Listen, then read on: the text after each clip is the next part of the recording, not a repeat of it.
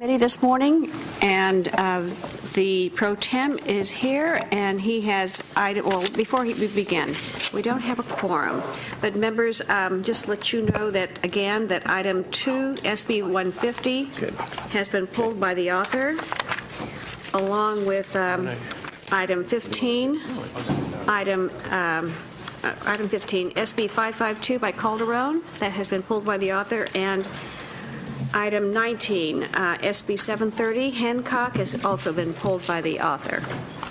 So with that, we'll begin with item 11, Senator Steinberg, SB520. 520.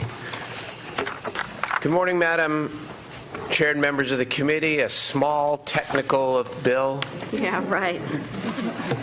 Excuse me. Yes, a district bill. I appreciate, of course, the opportunity to present to the committee. And like many important issues, this bill is generating quite the conversation. And in part, that is my intent and my goal.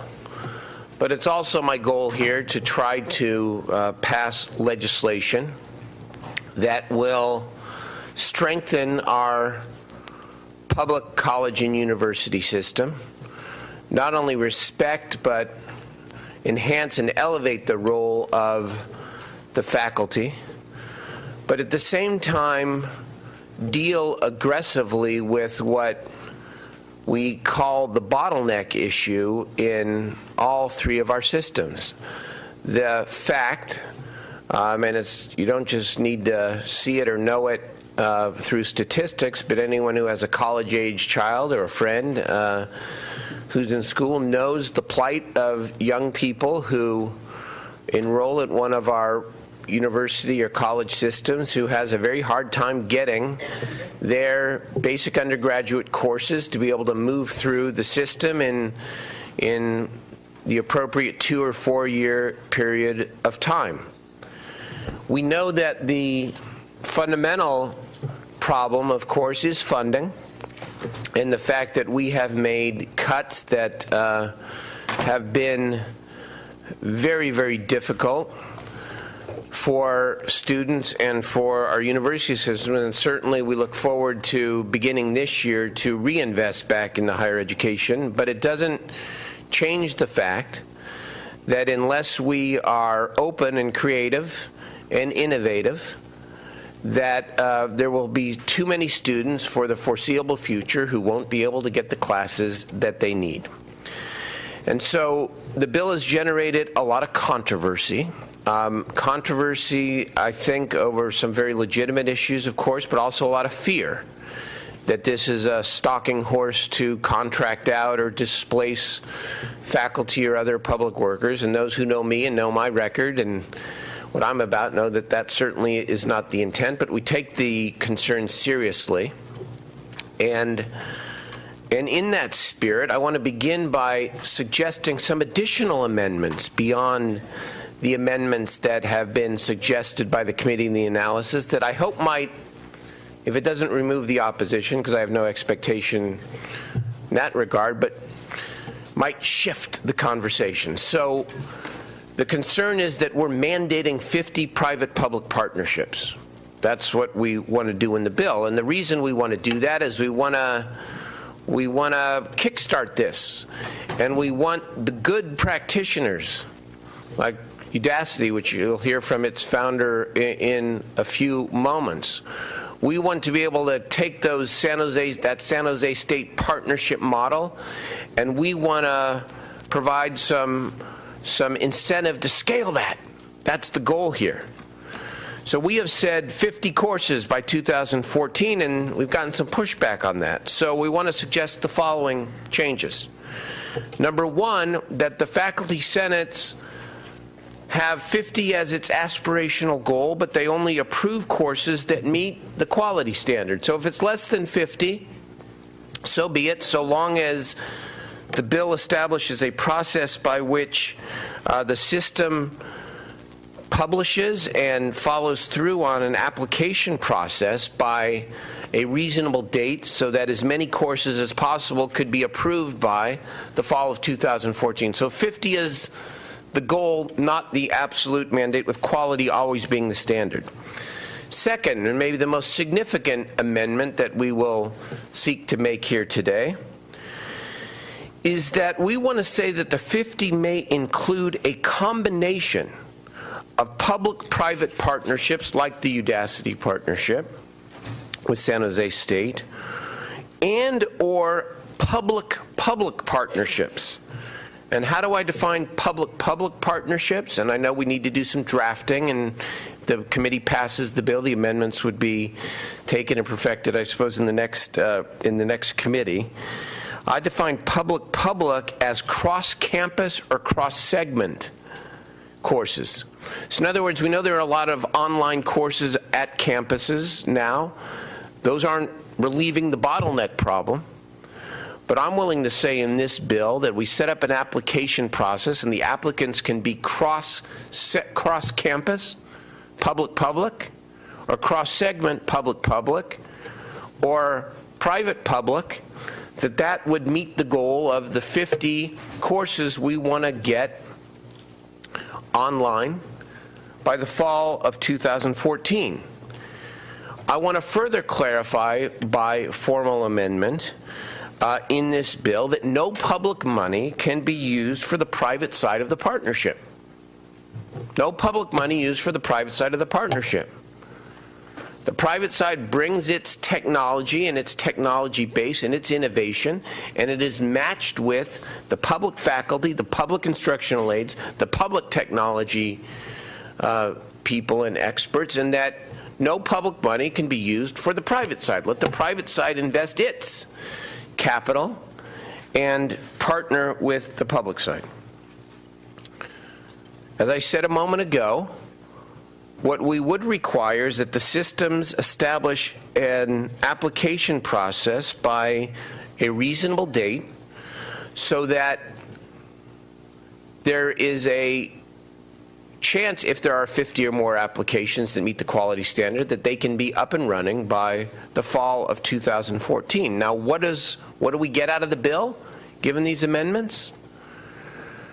This is what we get. We get a process for a statewide approval process for courses that meet the quality definition that are either private-public or, as I described earlier and defined, public-public partnerships. I think that is a fair and reasonable approach that deals very directly with every concern that I have heard here. And I hope that the committee, and looking at the bill, but also hearing what I just said, will see to move the bill forward today. I urge and I vote, and I have Sebastian Grun from Udacity, who is here to testify, as well as a couple of other witnesses. Thank you very much. Please, in support of the bill? Is anyone going to testify in support of the bill? Yeah. Yes, I'd like to. My name is Sebastian Grun. I'm a research professor at Stanford University and also founder of Udacity. We're working very close with San Jose State University in a pilot that we're bringing to bear right now 3 online classes under this new model, and I've been asked to say a few words about our experiences so far, what we're doing and why we're doing it. Let's start with the last, why we're doing it.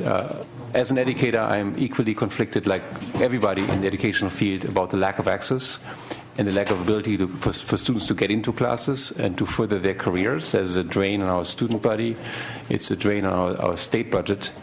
So we are specifically interested in reaching students that otherwise had no means of education. Having said this, my main concern is, and shared with all the constituents here, is really the quality of education. We're in an age where Silicon Valley has turned its eye on education because we believe in Silicon Valley that we should really serve our students better. And major technology players are now getting heavily involved in reinventing online. The new online education is more scalable. It's of higher quality. It's much more interactive. It's a very different experience from what we've seen in the past. We've built this model. We are a technology provider. We don't do instruction. We built this model and partnered with San Jose State to provide all the instruction. So the instructors themselves are professors at San Jose State. They have complete oversight over what's happening and anything curricular and educational. You can think of us as a megaphone. We give these instructors an ability to reach more students. We've invented a platform that is asynchronous, that lets students go at their own pace. So if they have work during the day, they can do this at night. That platform enables students to go back and revisit the same materials again, and it enables them to have lots of exercises and get instant feedback on how they're doing. We are testing this pilot right now. It's been done with a consortium of individuals and organizations, including National Science Foundation and others, Gates Foundation, and getting initial results. And while it's too early to tell what the results really will be, for our best performing class statistics, we find that we have a near 100% retention rate, which is significant compared to previous work on massive open online classes, which used to have a retention rate of around 3 to 5%. And the exams, as they've come in, have shown indistinguishable performance among students relative to on-campus students. Now, that itself is insufficient to convince ourselves that we're really at the quality levels we have to be and should be as educators. And we will, you have my commitment, we work relentlessly to make sure that the education is first notch and really is on par. But we are given an opportunity to really invent something that will reach many more students, specifically students who currently have access difficulties for whatever reason. Maybe that courses are oversubscribed, maybe that the course schedule doesn't permit them to take these classes. Our commitment is to really make student learning as good as possible, and if we fail to do so online, we openly admit this. Our commitment is with the faculty, with the existing branches of the California university system. We believe the faculty are in charge. They are entrusted the education themselves. We really act as a platform provider that assists those faculty to reach more students.